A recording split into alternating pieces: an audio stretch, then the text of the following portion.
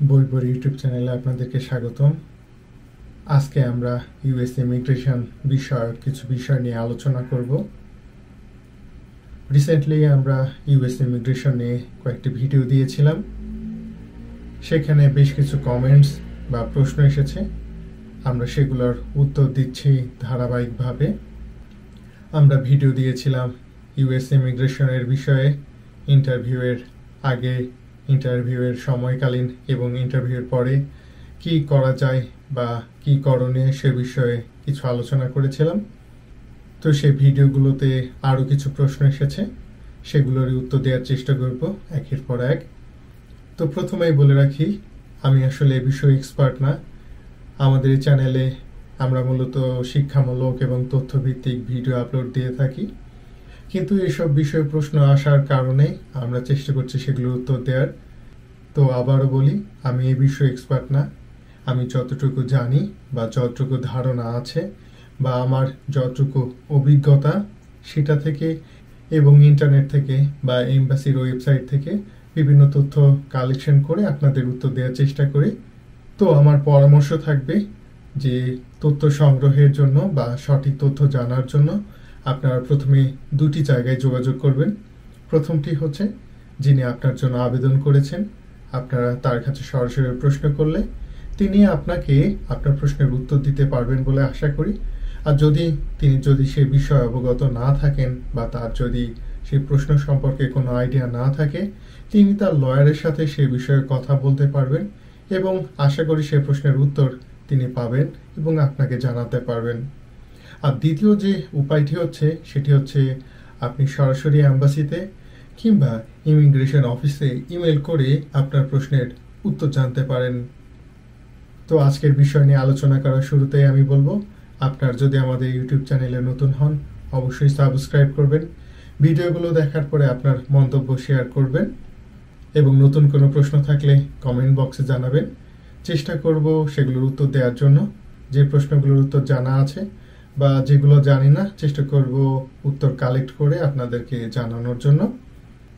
আমাদের এই ইউটিউব চ্যানেলে একটি প্লেলিস্ট আছে যেটির নাম ক্যারিয়ার ও জীবন গঠন। আপনারা সেই প্লেলিস্টটি ঘুরে আসতে পারেন। সেখানে ইতিমধ্যে আমরা বেশ কিছু প্রশ্নের উত্তর দিয়েছি। তো আশা করি সেই ভিডিওগুলো দেখলে আপনার উপকারে আসতে পারে বা আপনার ভালো লাগতে পারে। তো সময় পেলে আমাদের সেই প্লেলিস্টে ঘুরে আসবেন, আশা করি ভালো লাগবে। তো শুরু করা যাক আজকের বিষয়টি নিয়ে।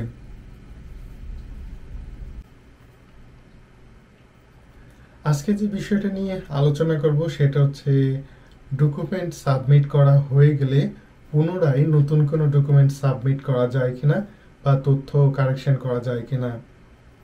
তো আমি বলবো হ্যাঁ, তবে সেখানে সময়ের একটা ব্যাপার আছে। মনে করুন যে আপনার অনেক ডকুমেন্ট জমা দেওয়া হয়ে গেছে। ডকুমেন্ট জমা দেওয়ার পরে আপনার বেশ কিছু চেঞ্জ আসছে। সাপোজ আপনি আগে যেখানে থাকতেন বর্তমান সেখানে আপনি থাকছেন না, আপনার অ্যাড্রেস চেঞ্জ হয়েছে, এটা আপনি অ্যাম্বাসিতে জানাতে পারেন।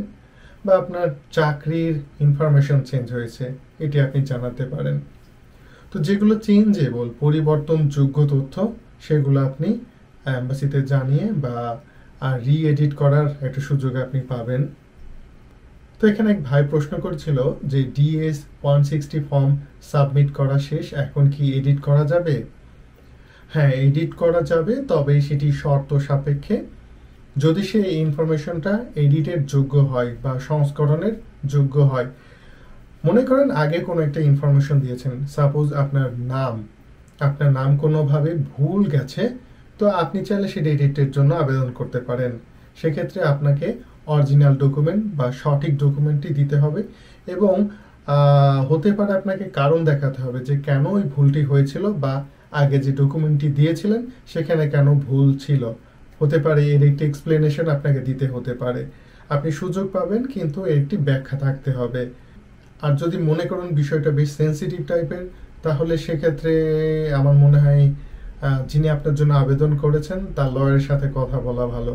কারণ সেন্সিটিভ ডকুমেন্ট চেঞ্জ করতে গেলে বেশ বড় একটা ঝামেলা থাকতে পারে।